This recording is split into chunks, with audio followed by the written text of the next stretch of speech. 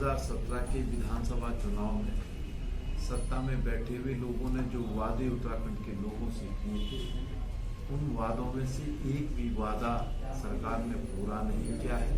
यही वजह है कि किसान सड़कों पर है, नौजवान साथी भी रोजगार को लेकर सड़कों पर संघर्ष करने का काम कर रहे हैं।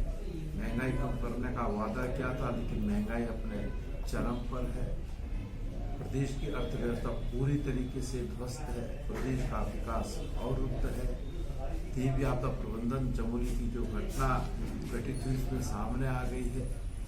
हालत ये है कि सत्ता में बैठे हुए लोगों ने जिस तरीके से विधानसभा के बाहर आंदोलनकारी धरना प्रदर्शन करने का काम कर रहे थे, तो महिलाओं पर, आंदोलनकारियों पर बर्बर लाठीचार्ज करने का काम किया। सरकार ने देवस्थानम श्राइन बोर्ड जो है, ना तो तीर्थ पुरोहितों को विश्वास में लिया और ना ही जो है हकूकदारियों को, ना आसमानी लोगों को विश्वास में लिया, उसको लागू करने का काम किया है। भ्रष्टाचार अपने चरम पर है। कुंभ के परिप्रेक्ष्य में आपने देख ली इस तरीके से भ्रष्टाचार की बात उजागर हुई, आपके सामने है। हालत बद से बदतर है। प्राधिकरण टूटे हुए, सरकार ने सब जनाब नहीं, देखिए, मैं बड़ा स्पष्ट करना चाहता हूँ कि भारतीय जनता पार्टी ने चेहरा बदल करके कुछ करने का काम किया है, तो वो सिर्फ चेहरा बदलने तक सीमित है। प्रदेश के मुख्यमंत्री जी ने शपथ तब ली जब आखिरी बजट भी जो है पारित हो चुका है। बजट पारित होने से पहले बनाते तो शायद संभवतः मुख्यमंत्री अपना रोड मैप जो है उत्तराखंड के परिप्रेक्ष्य में तैयार कर पाते। अब वो तो उनके हाथ में है नहीं, तो सब चीजें उनके हाथ से निकल गई है। अब श्राइन बोर्ड को अगर वो समाप्त करते हैं, ये निर्णय सरकार को लेना है।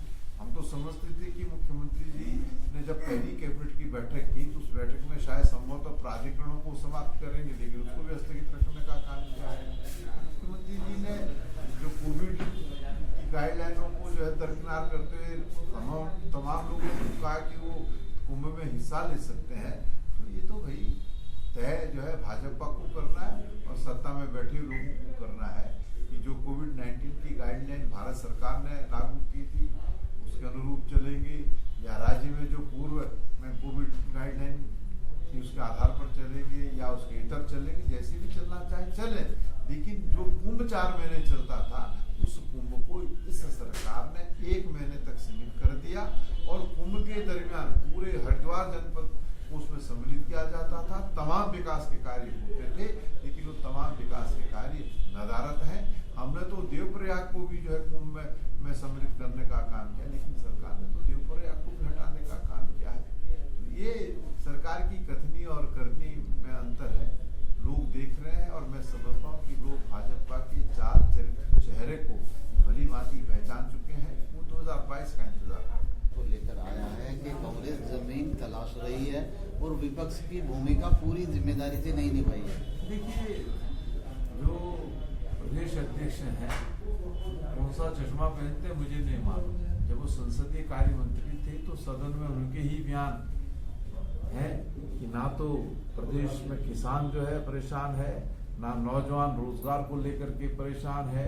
उत्तराखंड राज्य में महंगाई भी नहीं है, उत्तराखंड राज्य में विकास भी बड़ी तेजी से हो रहा है, अर्थव्यवस्था भी ठीक है। वो तमाम चीजों को ठीक कह रहे हैं।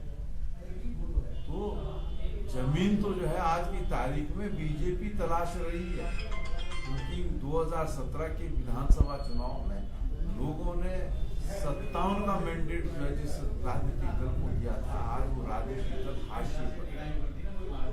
भ्रष्टाचार अपने चरम पर है। ये हालत की स्थिति है और जमीन तो अब जो है सत्ता में बैठे हुए लोग जो है तलाश रहे हैं।